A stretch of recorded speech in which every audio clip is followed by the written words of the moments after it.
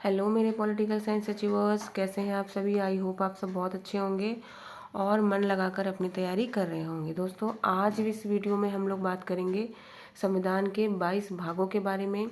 साथ ही साथ जानेंगे संविधान के 395 जो अनुच्छेद हैं उनके बारे में कि किस भाग में कितने अनुच्छेद हैं, कहाँ से कहाँ तक हैं, और साथ ही हर भाग में कितने अध्याय या चैप्टर्स दिए गए हैं, इसके बारे में भी विस्तार से जानेंगे। तो चलिए दोस्तों, शुरू करते हैं आज का वीडियो, जो कि हर एग्ज़ाम के पॉइंट ऑफ व्यू से बहुत इम्पॉर्टेंट होने वाला है।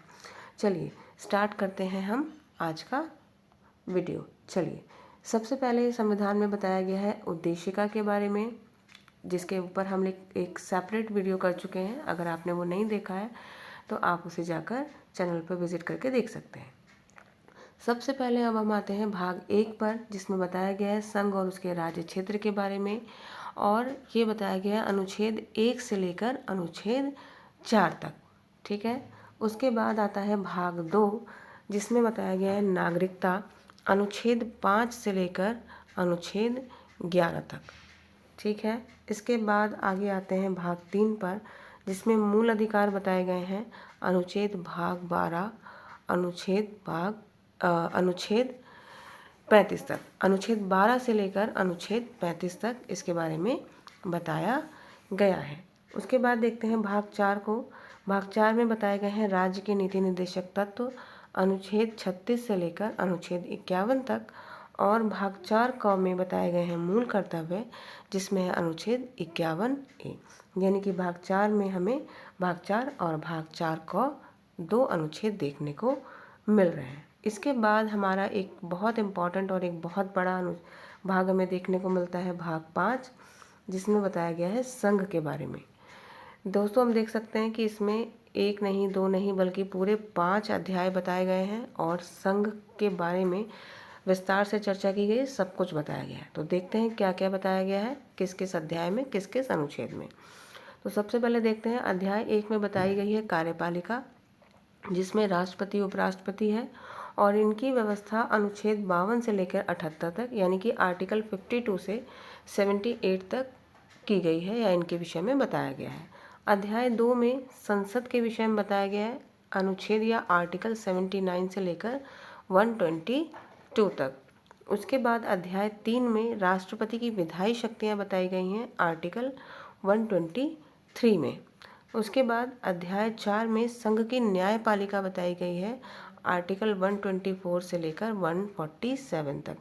दोस्तों, यहाँ से बहुत सारे क्वेश्चंस निकल सकते हैं, जैसे आपसे पूछ सकते हैं कि संघ की जो न्यायपालिका है वो किस भाग में बताई गई है, तो आप कहेंगे भाग 5 में।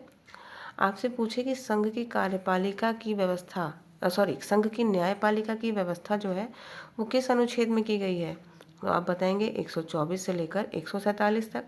वो सभी अनुच्छेद भी पूछ सकते हैं, वो सिर्फ एक अनुच्छेद भी पूछ सकते हैं, किसी भी तरीके से आपसे पूछा जा सकता है। तो आपको अपनी तैयारी इस तरीके से रखनी है कि आप हर तरीके के सवाल का जवाब दे सकें।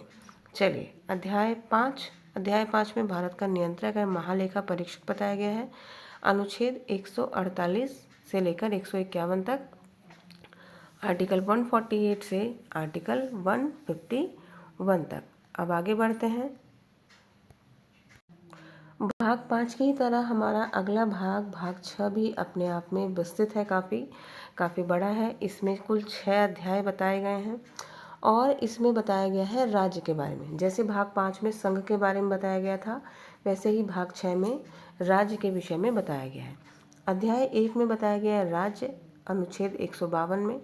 उसके बताया गया है अध्याय 2 में कार्यपालिका, जिसमें राज्यपाल, मंत्रिपरिषद, महाधिवक्ता, सरकारी कार्य का संचालन बताया गया है, अनुच्छेद 153 से 167 तक, यानी कि आर्टिकल 153 से लेकर आर्टिकल 167 तक। उसके बाद है अध्याय 3 राज्य का विधानमंडल, आर्टिकल 168 से 212 तक।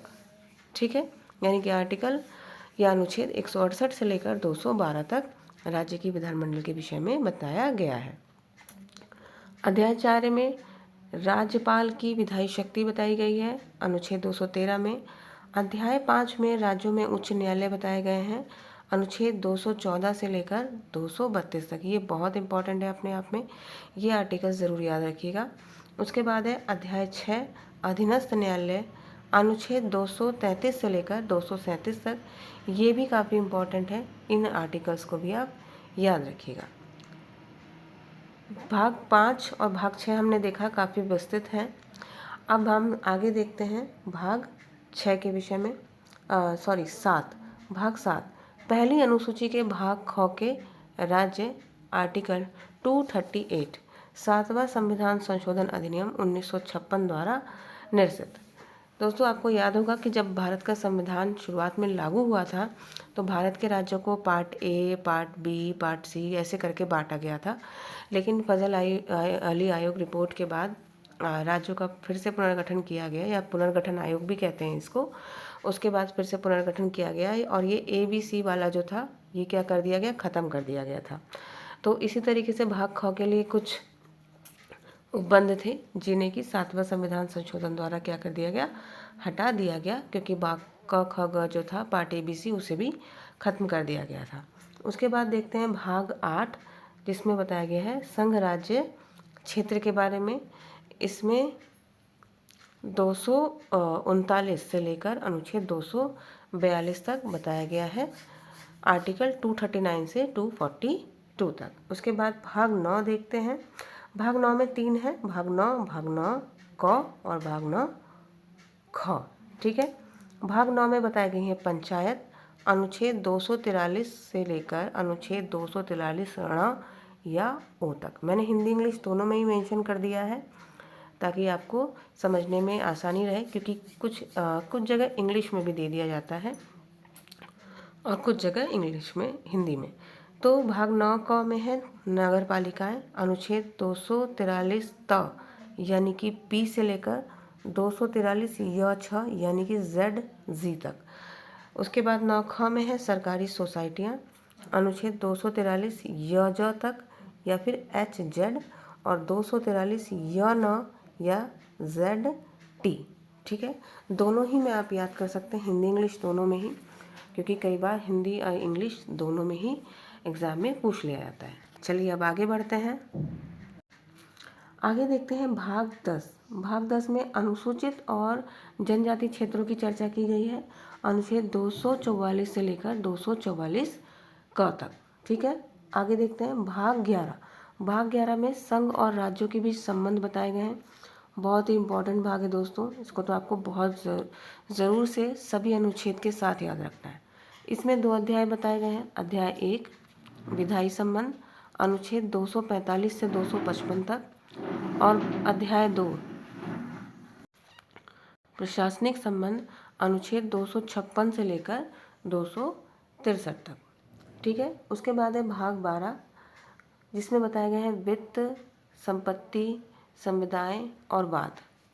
ठीक है, इनके विषय में बताए गए हैं। इसमें कुल 3 अध्याय बताए गए हैं। 3 अध्याय यहाँ पे बताए गए हैं।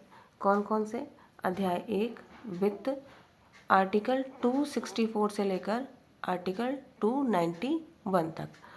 अध्याय 2 में उधार लेना, आर्टिकल 292 से 293 तक। अध्याय 3 संपत्ति, संविदाएं, अधिकार, दायित्व, बाध्यताएं और वाद, आर्टिकल 294 से 300 तक। और अध्याय 4 में संपत्ति का अधिकार, आर्टिकल 300 का। जब संपत्ति के मूल अधिकार को हटाया गया तो उसे यहीं पर आर्टिकल 300 क में रखा गया है। भाग कहाँ पे? भाग 12 में। दोस्तों ये बहुत ही इम्पोर्टेंट जो है वो भाग है, क्योंकि यूपी मुझे याद आ रहा है 2021 का जो PGT था वहाँ पे यहाँ से सवाल पूछा गया था कि विधायी संबंध संघ और राज्यों के किन अनुच्छेद में बताए गए हैं, तो ये उसका आंसर था। तो आप देख सकते हैं कि ये बहुत ही ज़्यादा इम्पॉर्टेंट है कि हमें संविधान के सभी भाग जो है वो याद होने चाहिए, और अनुच्छेद के साथ याद हों तो बहुत ही अच्छी बात है। आगे बढ़ते हैं, देखते हैं भाग 14 क जिसमें अधिकरण बताए गए हैं 323 क से लेकर 323 ख तक। उसके बाद भाग 15, ये भी बहुत इम्पोर्टेंट है दोस्तों, निर्वाचन बताया गया है, अनुच्छेद 324 से 329 तक। दोस्तों ये इसमें इसी में निर्वाचन आयोग की व्यवस्था की गई है, उसके बारे में बताया गया है। ये भी अपने आप में बहुत इम्पॉर्टेंट है। उसके बाद है भाग 16, कुछ वर्गों के संबंध में विशेष उपबंध, 330 से लेकर 342 तक। भाग 17 राजभाषा के विषय में बताया गया है, 343 से 351 तक। देख सकते हैं 4 अध्याय हैं। एक अध्याय में संघ की भाषा, अनुच्छेद 343 और 44 में। दूसरे में प्रादेशिक भाषाएं, 345 से 47 में। उसके बाद अध्याय 3 उच्चतम न्यायालय, उच्च न्यायालयों आदि की भाषा, आर्टिकल 348 से 349 तक। और अध्याय 4 में विशेष निर्देश दिए गए हैं, अनुच्छेद 350 से 351 तक। तो देख सकते हैं कि राजभाषा वाला भी जो भाग है काफ़ी इम्पोर्टेंट है। इसके बाद भाग है भाग 18, जो कि काफ़ी इम्पोर्टेंट है, जो कि बहुत इम्पोर्टेंट है, वेरी इंपॉर्टेंट मैं इसको कहूँगी। आपात उपबंध बताए गए हैं, आर्टिकल 352 से 360 तक। उसके बाद भाग 19 है, जिसमें प्रकीर्ण बताए गए हैं, आर्टिकल 361 से 367 तक। आर्टिकल 20 है, जिसमें संविधान का संशोधन बताया गया है, आर्टिकल 368 में। भाग 20 में, ये भी अपने आप में दोस्तों बहुत इंपॉर्टेंट है। माफ़ कीजिएगा दोस्तों, मैंने भाग 20 को आर्टिकल बोल दिया था, ये भाग 20 है, ठीक है, जो कि अपने आप में बहुत ही ज़्यादा इम्पॉर्टेंट है। उसके बाद है भाग 21, जिसमें अस्थायी संक्रमणकालीन और विशेष उपबंध बताए गए हैं, आर्टिकल 369 से लेकर 392 तक। अस्थायी और संक्रमणकालीन और विशेष उपबंध वो थे दोस्तों जब भारत का संविधान नया नया लागू हुआ था या अभी बन रहा था, पूरी तरीके से लागू नहीं हुआ था और भारत स्वतंत्र हो चुका था और एक संक्रमणकालीन या ट्रांजिशनल फेज में था, स्वतंत्रता की ओर आगे बढ़ रहा था। तो उस समय के कुछ उपबंध जो थे संविधान में रखे गए थे, जो उस समय के लिए इम्पोर्टेंट थे और अस्थायी प्रोविजंस थे वो। और ये कहा गया था कि जब संविधान पूरी तरीके से लागू हो जाएगा, भारत पूरी तरीके से स्वतंत्र होकर अच्छे तरीके से सारी चीज़ें मैनेज हो जाएंगी, उनके बाद जो उपबंध है उनको हटा दिया जाएगा, ठीक है। उसी में से कुछ उपबंध यहाँ पे थे, जैसे कि हम देख सकते हैं आर्टिकल 369 से लेकर 392 तक। देखिए आप देख सकते होंगे इसमें आर्टिकल 370 भी इंक्लूड है, जो कि अपने आप में एक अस्थायी उपबंध था, ठीक है। उसके बाद है अंतिम भाग और भाग 22, संक्षिप्त नाम, प्रारंभ, हिंदी में प्राधिकृत पाठ और निरसन। इसके बारे में अनुच्छेद 393 से लेकर 395 तक बताया गया है। दोस्तों यूपी टीजीटी के 2021 के पेपर में ही यहाँ से भी क्वेश्चन आया था और पूछा गया था कि संविधान का जो संक्षिप्त नाम है वो किस आर्टिकल में है, और उसका आंसर था आर्टिकल 393। तो दोस्तों आप देख सकते हैं कि किस तरीके से आजकल एग्ज़ाम का जो लेवल है काफ़ी डीप हो चुका है और काफ़ी अंदर से क्वेश्चन पूछे जाने लगे हैं। तो ऐसे में दोस्तों ज़रूरी है कि आपको सभी न सिर्फ भाग अच्छे से याद हो, बाकी आपको आर्टिकल भी याद हो, ये बहुत ज़रूरी है। तो मुझे लगता है कि आपको ये वीडियो ज़रूर हेल्पफुल होगा।